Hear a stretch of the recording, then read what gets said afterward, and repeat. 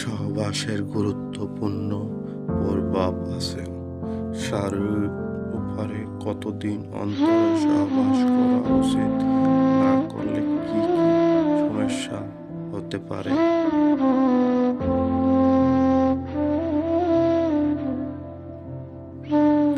বিবাহ বা প্রেমিক জীবনে খুব গুরুত্বপূর্ণ অংশ হলো যৌবনতা।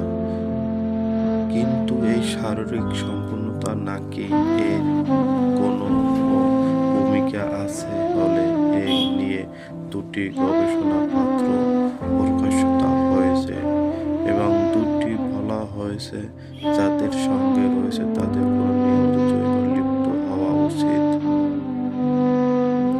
বিশ্ববিদ্যালয় গবেষণা তাদের গবেষণাপত্রে জানিয়েছিলেন একটি পাওয়া গিয়েছে যৌবন জীবনে অধিক কারণের মাধ্যমে জীবন্ত এই ভাইরাস প্রতিরোধের ক্ষমতা তৈরি হয় বেশি, এমনকি তাদের দেহে তৈরি হয় বিভিন্ন রোগের পরিমাণ এরও বেশি।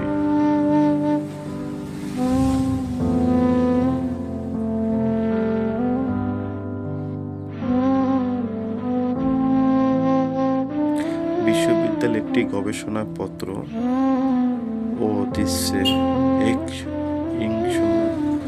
এখনকার গবেষণাদের মতন তারা নিয়মিত যৌন মিলনে লিপ্ত হয়েছেন তারা অনেকে বেশি সুস্থ থেকেছেন অন্যদের তুলনায়। গবেষণা বললেন নিয়মিত যৌবনতা প্রায় 30% বৃদ্ধি পায়, আইপিএ নাম ফেলে কাশির সমস্যা কমে অনেকটা, হার্ট ভালো রাখতে ও সাহায্য করে যৌবন সম্পূর্ণতা, স্বাস্থ্য ভালো রাখতে শরীর চর্চা করার পরামর্শ দেয় বিশেষ নিয়মিত শরীর চর্চার সময় না পেলে যৌবনতা হয় উঠলে পারে। শরীর চর্চা বিকল্পনার মতো বিশেষ জ্ঞানীদের গবেষণাদের মতন মানুষের দেহে রক্ত সঞ্চার ভালো রাখতে যৌবনতা হয়ে উঠতে পারে, তাদের রক্তচাপের সমস্যা কমতে অনেকটা সাহায্য করে নিয়মিত যৌবনতা। এছাড়া পুরুষের ঝুঁকি অনেকটা কমিয়ে দেয় নিয়মিত যৌবনতা। গবেষণাদের মতন একটি পুরুষের মাসে অন্তরে 21 বার বীর্য ত্যাগ করলে তাদের মধ্যে ঝুঁকি কম প্রায় 1/3 গুণ হয়।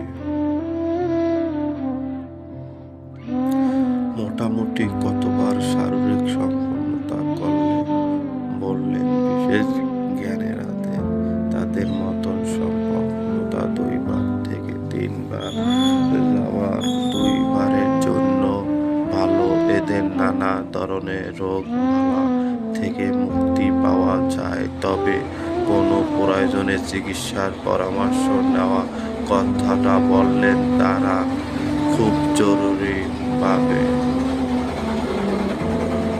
যে কোনো ছেলে ও মেয়েদের যে কোনো সময় সহবাসের ইচ্ছা জাগতে পারে, এইটা আজকার দিনে খুব কম একটা ব্যাপার, সেটা দিনের সময় হোক বা রাত্রের সময়।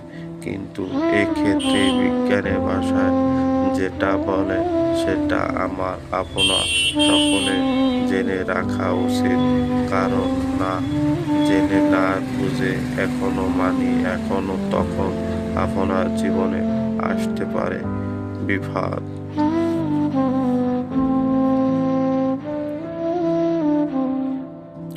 সব মানুষের তাদের জীবন নিয়ে থাকে কিছু আশা, কিছু আকাঙ্ক্ষা, মন চায় যে তাদের জীবন নিয়ে আসতে সুখের পাহাড়।